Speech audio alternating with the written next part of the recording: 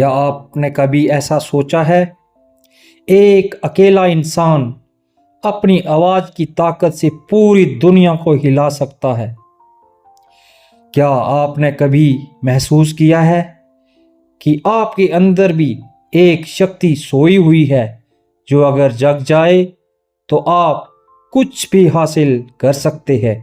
जी हाँ, आज हम भी एक ऐसे इंसान की बात करेंगे जो सिर्फ एक सन्यासी नहीं बल्कि एक तूफान थे। वह ऐसी ज्वाला थे जिसने भारत के सोए हुए स्वाभिमान को जगाया। जी हाँ, हम बात कर रहे हैं स्वामी विवेकानंद जी की। कल्पना कीजिए, कलकत्ता के एक घर की।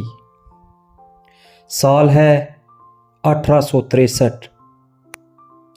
मकर संक्रांति का पावन दिन। एक बच्चे का जन्म होता है।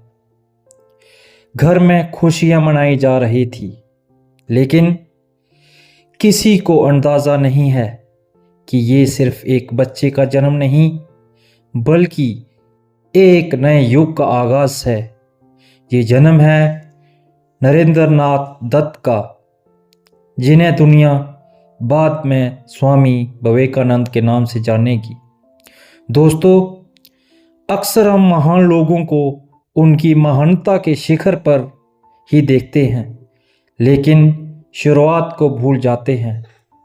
विवेकानंद की कहानी की शुरुआत भी एक साधारण बच्चे की तरह ही हुई, लेकिन उनकी आंखों में एक ऐसी चमक थी, ऐसी जिज्ञासा थी जो उनको आम बच्चों से अलग करती थी। श्री विश्वनाथ दत्त कोलकाता हाई कोर्ट में एक सफल वकील थे।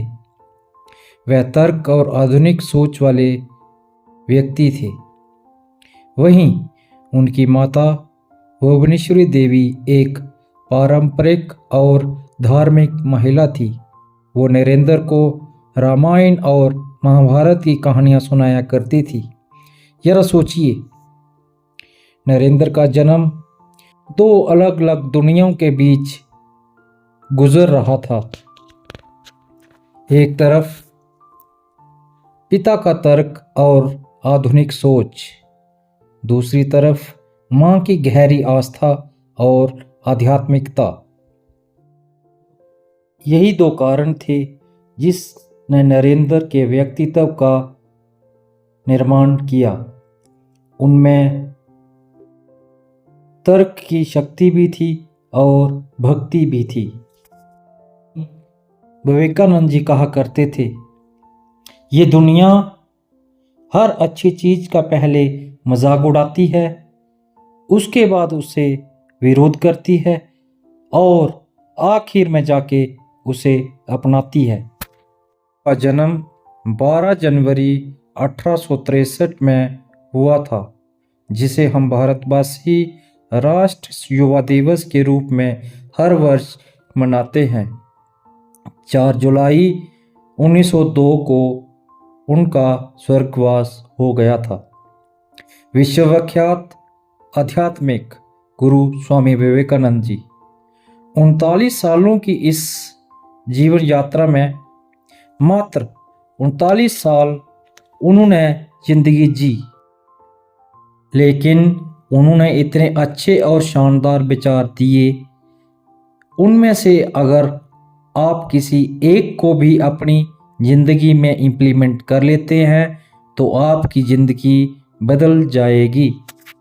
दोस्तों, स्वामी जी के बचपन की एक छोटी सी कहानी मेरे ध्यान में आ रही है। स्वामी जी की माता किचन में कुछ काम कर रही थी। तभी उन्होंने स्वामी जी से चाकू मांगा।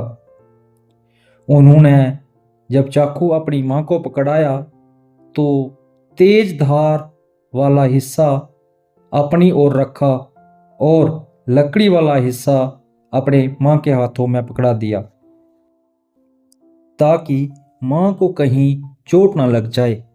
मां ने जैसे ही चाकू हाथ में लिया तो कहने लगी, बेटा तुम बड़े होकर बहुत लोगों की मदद करोगे और तुम्हें बहुत प्यार मिलेगा। दोस्तों, ये छोटी सी घटना है, हमको सिखाती है कि अपने समाज परिवार में कोई भी बच्चा जब कुछ अच्छा करता है तो उसकी तारीफ करनी चाहिए, उसकी सराहना करनी चाहिए, ताकि आगे चलकर वह और अच्छे कार्य करे और अच्छा इंसान बने। सबसे ज़्यादा ज़रूरी इंसान में इंसानियत का होना है। इस घटना से हमें स्वामी जी के स्वभाव के बारे में पता चलता है कि उनमें बचपन से ही दया का भाव था, इंसानियत का भाव था, मदद करने का भाव था।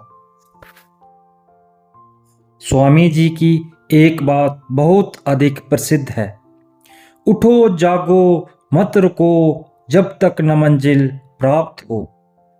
Arise awake and not stop until the goal is reached। अपने लक्ष्य पर ध्यान दीजिए, फोकस ऑन योर टारगेट।